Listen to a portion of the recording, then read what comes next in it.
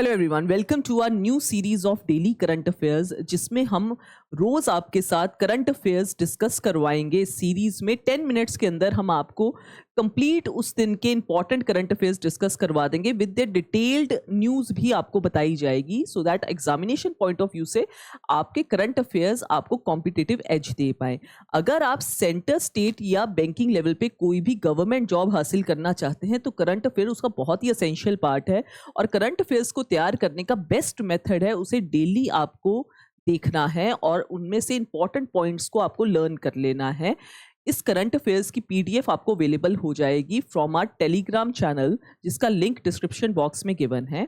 इसी Telegram channel के through आपको डेली, मंथली बेसिस पे एंड सेक्शनल बेसिस पे भी करंट अफेयर्स अवेलेबल हो जाएंगे, सो दैट करंट अफेयर्स में आप कॉम्पिटिटिवली स्ट्रांग रह पाए फ्रॉम योर कॉम्पिटिटर्स। इसी चैनल के ऊपर आपको मिल जाएंगी डेली गवर्नमेंट जॉब की अपडेशंस, यानी कौन सी नई नोटिफिकेशन आउट हुई है, उसकी एलिजिबिलिटी क्या है, आपको कब तक उस एग्जामिनेशन की रजिस्ट्रेशन करवानी है, ये सारी अपडेट्स भी आपको टेलीग्राम चैनल के थ्रू मिल जाएंगी। तो आप ज्वाइन कर सकते हैं हमारा Telegram channel for further details. आज हम स्टार्ट करने वाले हैं 2 नवंबर के करंट अफेयर्स को। तो स्टार्ट करते हैं अपने पहले क्वेश्चन के साथ। हमने लास्ट अपनी वीडियो के अंदर क्वेश्चन ऑफ द डे आपसे पूछा था, जिसमें कहा था which fish has been declared as the state fish of Punjab. तो state fish of Punjab declare कर दी गई है। बहुत ही इंपॉर्टेंट क्वेश्चन है। अगर आप पंजाब गवर्नमेंट जॉब की बात करें तो ये क्वेश्चन आपके एग्जामिनेशन का क्वेश्चन बनता है कि स्टेट फिश कौन सी डिक्लेयर की गई है पंजाब की। तो आपने याद रखना है रोहू, जिसका नेम है लेबियो रोहिता, इसे डिक्लेयर किया गया है पंजाब की स्टेट फिश के तौर पे। Very important question from centre as well as state level. Punjab के एग्जामिनेशन में इसका क्वेश्चन आने के बहुत हाई चांसेस हैं। ये क्वेश्चन जो है, ये क्यों रोहू को डिसाइड किया गया as a state fish, because ये पाई जाती है पंजाब की रिवर्स और पॉन्ड्स के अंदर और इसे यूज किया जाता है एज फूड और इसे कल्चर भी किया जाता है, तो इसलिए इसे डिक्लेयर किया गया है as state fish. Next question देखते हैं। The employees enrolment scheme 2025 launched to promote voluntary EPF compliance and extend social security coverage was introduced under which union ministry? तो एम्प्लॉय प्रोविडेंट फंड की बात हो रही है, यानी कि एम्प्लॉय प्रोविडेंट फंड यानी ईपीएफ की फुल फॉर्म होती है एम्प्लॉय प्रोविडेंट फंड। ये रिटायरमेंट बेनिफिट्स के बारे में बात हो रही है और वो कह रहे हैं कि एम्प्लॉय एनरोलमेंट स्कीम के दौरान आप जो लोग अपने आप को ईपीएफ के अंदर नहीं रजिस्टर करवा पाए थे पहले, वो अब उनको 6 मंथ्स दिए गए हैं कि वो अब अपने आप को ईपीएफ बेनिफिट्स के अंदर रजिस्टर करवा लें। एम्प्लॉयर्स को ये बेनिफिट दिया गया है, वो कर सकते हैं रजिस्टर। ये आपका आंसर रहेगा यहाँ पे ministry of labour and employment. तो कहीं ना कहीं ये चीज़ जुड़ी भी किससे है, एम्प्लॉयमेंट से जुड़ी हुई है। इसकी फर्दर आपको कुछ डिटेल्स याद रख लें। लॉन्च किसने की है, लेबर एंड एम्प्लॉयमेंट डिपार्टमेंट, और इनके मिनिस्टर जो अभी करंट चल रहे हैं हमारे कैबिनेट मिनिस्टर, वो हैं डॉक्टर मनसुख मंडाविया जी, इसके कैबिनेट मिनिस्टर चल रहे हैं, वो भी याद रखना है आपने।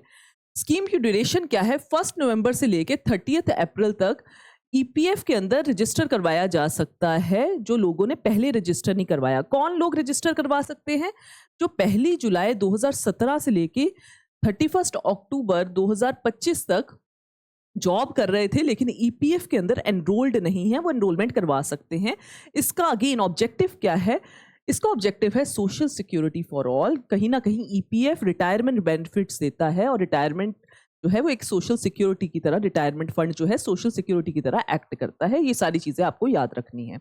नेक्स्ट देखते हैं, what is Bordetella holmesii that was recently seen in news. ये चीज, ये एक स्पीशीज और जीनस का नाम है, एक साइंटिफिक नेम है। ये क्यों न्यूज में था, ये किस चीज को रिप्रेजेंट करता है, ये क्वेश्चन है। ये एक बैक्टीरिया है और ये याद रखें इससे क्या प्रॉब्लम हो रही है जिसकी वजह से ये न्यूज में है, उसकी डिटेल्स हमने आगे दी हैं। ये जो एक बहुत ही इंपॉर्टेंट इंस्टीट्यूशन है, that is post graduate institute of medical education and research, जिसको पिजमर भी कहा जाता है, चंडीगढ़ की एक इंस्टीट्यूट है। इसने बहुत सारे केसेस, शार्प राइज दिखे केसेस में, जिससे लोग इन्फेक्टेड थे फ्रॉम दिस स्पीशीज बॉर्डेटेला होमिसाई से। इन्फेक्टेड लोगों की शार्प राइज देखी। इसमें जो सिम्टम्स दिखते हैं वो कफ के सिम्टम्स दिखते हैं, वूपिंग कफ जैसा लगता है। तो ये लोगों को लगता है एक नॉर्मल खांसी है, लेकिन वो एक्चुअल में इस बैक्टीरिया से प्रभावित है। तो इसलिए ये जो स्पीशीज और ये जो खास बैक्टीरिया है ये न्यूज में था। तो ध्यान रखें, इसकी डिटेल्स यहाँ दी हैं और इसके सिम्टम्स जो रहते हैं वो वूपिंग कफ वाले सिम्टम्स रहते हैं। नेक्स्ट देखते हैं, recently the world's first ever white Iberian lynx was spotted in which country, कौन सी कंट्री में ये इबेरियन लिंक्स देखी गई है। ये एक प्रकार की स्पीशीज ऑफ कैट होती है और ये देखी गई है स्पेन के अंदर। ये बहुत ही एंडेंजर्ड स्पीशीज मानी जाती है, यानी बहुत ही कम संख्या में है, कार्निवोरस स्पीशीज है of endangered, most endangered wild cats. इस प्रकार की ये कैट दिखती है जिसमें शार्प उनके पॉइंटेड ईयर्स रहते हैं, लॉन्ग लेग्स रहती हैं। ये एक स्पेसिफिक जो है वैरायटी ऑफ कैट्स होती है और ये देखी गई है स्पेन के अंदर लेटेस्ट। तो ये आप स्पीशीज का नाम भी याद रखें, उसमें पूछ सकते हैं किस चीज की स्पीशीज होती है ये।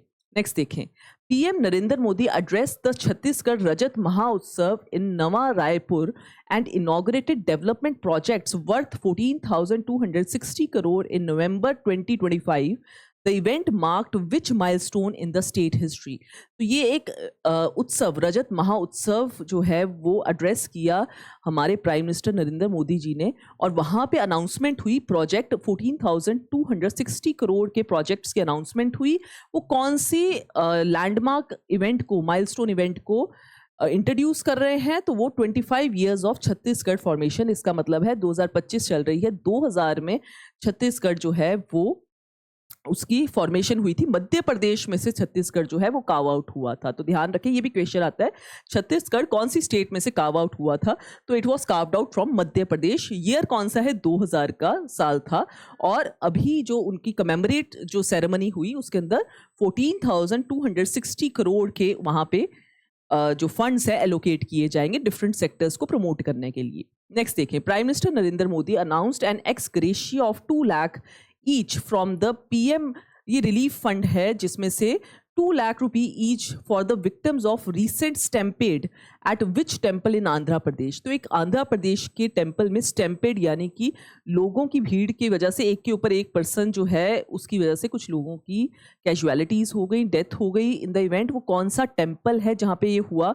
तो वेंकटेश्वर स्वामी टेम्पल में ये जो है ट्रेजेडी अभी लेटेस्ट हुई है, जिसमें पीएम मोदी जी ने जहाँ पे भी कैजुअलिटीज़ हुई हैं वहाँ पे 2 लाख पर पर्सन उन्होंने एलोकेट किए हैं और 50,000 जहाँ पे इंजरीज भी हुई हैं कुछ लोगों को वहाँ पे एलोकेट किए गए हैं। ये काफ़ी एक ट्रैजिक इंसिडेंट हुआ है हमारी देश में रिसेंटली। ये टेम्पल का नाम आपको पता होना चाहिए, वेंकटेश्वर टेम्पल कहाँ पे है?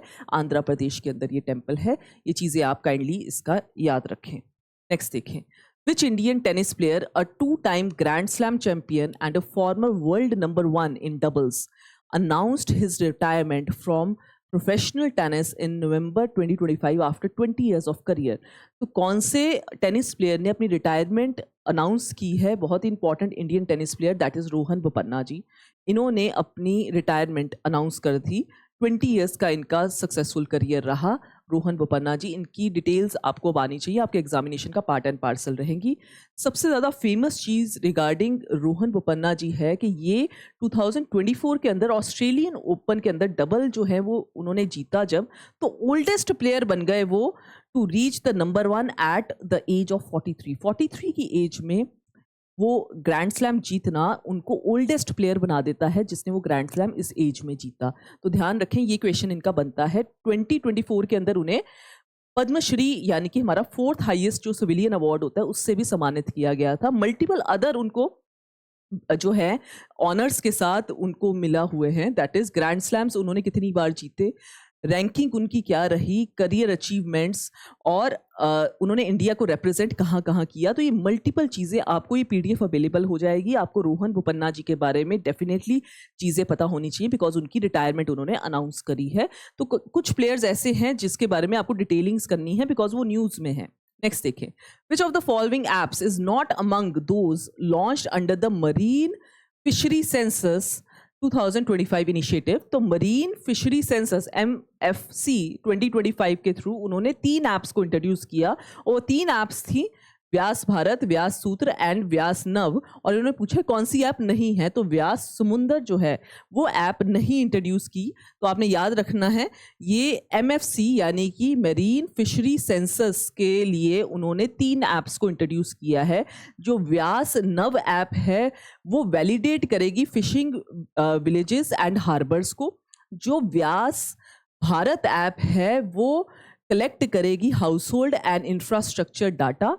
जो व्यास सूत्र ऐप है वो real time supervision and monitoring के लिए ऐप इस्तेमाल की जाएगी। तो 3 ऐप्स एमएफसी ने इंट्रोड्यूस करे हैं, वो जो समुद्र वाला था वो नहीं था, तो आपका आंसर बनता है ये 3 ऐप्स में से कोई भी पूछी जा सकती है। नेक्स्ट देखें, with which technology giant has All India Council for Technical Education partnered to establish an artificial intelligence. Artificial intelligence के लिए किस टेक्नोलॉजी जाइंट्स के साथ All India Council for Technical Education ने कोलैबोरेट या पार्टनर्ड किया है? तो आपका आंसर बनता है आईबीएम के साथ। वो लैब सेटअप करेगी उनके हेडक्वार्टर पे, तो आपका आंसर है यहाँ पे आईबीएम, याद रखें इसको। नेक्स्ट देखते हैं, Who recently became India's 90th chess grandmaster? This is very important, आपने याद रखना है। इंडिया जो है वहाँ अपकमिंग ग्रैंड मास्टर्स आते ही जा रहे हैं, तो यानी चेस के अंदर इंडिया काफ़ी हाई जो है वो रैंक कर रहा है। यहाँ पे आपका आंसर बन रहा है इलम पार्थी AR। इन्होंने 90th इनको चेस ग्रैंड मास्टर का खिताब मिला है, वेरी इंपॉर्टेंट। इसी के साथ साथ अब आपने ग्रैंड मास्टर्स का डाटा हमेशा याद रखना है। वैसे भी चेस में इंडिया जो है बहुत हाई रैंक कर रहा है, तो आपने याद रखना है हमारा पहला इंडियाज़ फर्स्ट ग्रैंड मास्टर आप सब जानते हैं विश्वनाथन आनंद जी है। और इसी प्रकार से यंगेस्ट कौन से हैं, लेटेस्ट 90th जो आए हैं वो कौन से हैं, तो ये सब आपको ग्रैंड मास्टर्स के बारे में ये डिटेल PDF आपको मिल जाएगी फॉर योर रिविजन। नेक्स्ट देखें, according to the 2025 Nature Sustainability Study, which Indian city recorded the highest annual rate of land subsidence due to groundwater extraction? तो ये कहना चाहते हैं कि कौन सी इंडियन सिटी है जिसमें लैंड सब्सिडेंस, जिसका मतलब होता है ग्राउंड वाटर रिमूव करने से जो ज़मीनी स्तर होता है, अर्थ का सरफेस होता है, वो नीचे बैठना स्टार्ट हो जाता है। और इंडिया में सबसे ज़्यादा हाईएस्ट एनुअल रेट किसका है? दिल्ली का है। तो याद रखना है आपने, ग्राउंड वाटर एक्सट्रैक्शन इसका मतलब बहुत ज़्यादा हो रही है वहाँ से, और अर्थ सरफेस नीचे की तरफ जा रहा है। तो ये आपके कुछ सिटीज़ हैं, इंडियन सिटीज़, जो जहाँ पे लैंड सब्सिडेंस बहुत ज़्यादा है। लेकिन उसमें नंबर 1 पॉइंट अगर हम बात करें तो दिल्ली का बनता है। दिल्ली में ये सबसे ज़्यादा हो रहा है। तो लैंड सब्सिडेंस क्या होती है उसकी डिटेलिंग्स मैंने यहाँ पे आपको दे दी है। लैंड सब्सिडेंस जैसे वाटर टेबल है, वाटर टेबल अगर पानी उसमें से बहुत ज़्यादा एक्सट्रैक्ट कर लिया जाए तो धीरे धीरे जो अर्थ सरफेस है वो नीचे की तरफ जाना स्टार्ट हो जाएगा, जिसको कहते हैं ज़मीन बैठनी स्टार्ट हो गई है। तो वो आपका उसमें दिल्ली का रेट जो है वो सबसे ऊपर आ रहा है। नेक्स्ट देखें, Which Indian city has been designated as UNESCO Creative City for Gastronomy in 2025 for its rich culinary heritage and Awadhi cuisines? तो ये आपका क्वेश्चन है कि यूनेस्को क्रिएटिव सिटीज में से कौन सी सिटी को लेटेस्ट जो है ऐड किया गया 2025 के अंदर गैस्ट्रोनॉमी के अंदर, यानी फूड जो है, कुलिनरी भी उसी को कहा जाता है, कुलिनरी हेरिटेज या फिर अवधी कुजीन्स, यानी फूड के पॉइंट ऑफ व्यू से ऐड किया गया। तो आपका आंसर बन रहा है लखनऊ, इसमें बन रहा है आपका आंसर। याद रखना है लखनऊ के मल्टीपल जो कुजीन्स हैं वो उनको सिलेक्ट किया गया। फॉर एग्जांपल वहाँ के कबाब्स और वहाँ की लखनऊई बिरयानी जो है उसके पॉइंट ऑफ व्यू से लखनऊ को इस यूनेस्को के द्वारा सिलेक्ट किया गया है for the creative city for gastronomy. और इससे पहले हैदराबाद को भी सिलेक्ट किया गया था, तो वो भी आपको सिटी का नाम पता होना चाहिए। ये आपका अब एक क्वेश्चन ऑफ द डे है, ये आपने हमारे कमेंट बॉक्स में इसका जवाब देना है कि इसका आंसर क्या है। ये KBC में भी पूछा गया था लेटेस्ट क्वेश्चन। क्वेश्चन कह रहा है Purnima Devi Barman was included by Time magazine in its women of the year 2025 list because of her efforts to save which bird? एक बर्ड को सेव करने के उनके जो एफर्ट्स थे उसकी वजह से उनको टाइम मैगजीन ने विमेन ऑफ द ईयर 2025 का खिताब दिया। तो कौन सी बर्ड को वो सेव करना चाह रहे हैं, यहाँ पे आपकी ऑप्शंस भी दी हैं। ये PDF आपको अवेलेबल हो जाएगी, आप आंसर जो है वो दे सकते हैं इन द कमेंट बॉक्स, और हमें पता लग जाएगा कि आपको ये वीडियो भी कैसी लगी और आपको ये आंसर आता है या नहीं। और इस आंसर को हम डिस्कस करेंगे अपनी नेक्स्ट आती हुई वीडियो के अंदर। Thank you.